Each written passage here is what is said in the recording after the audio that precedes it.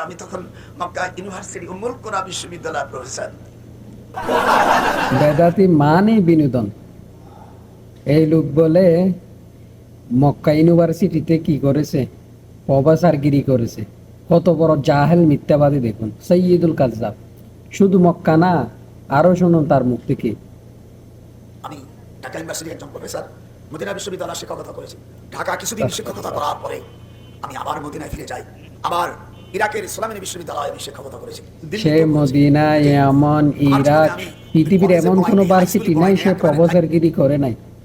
বেদাতি মানেই বিনোদন।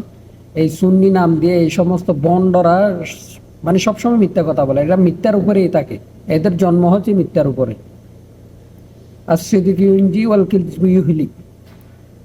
এদেরকে আল্লাহ ধ্বংস করে দিকে। এরা মিথ্যাবাদী। এদেরকে মানুষ কেন দাওয়াত দেয়? যে সমস্ত ভাই এরা দাওয়াত দেয় এরাই আসলেই বন্ড। এদেরকে যেখানে পাইবেন সেখানেই খেলাইবেন। বন্ড কোথাকার, মিথ্যাবাদী।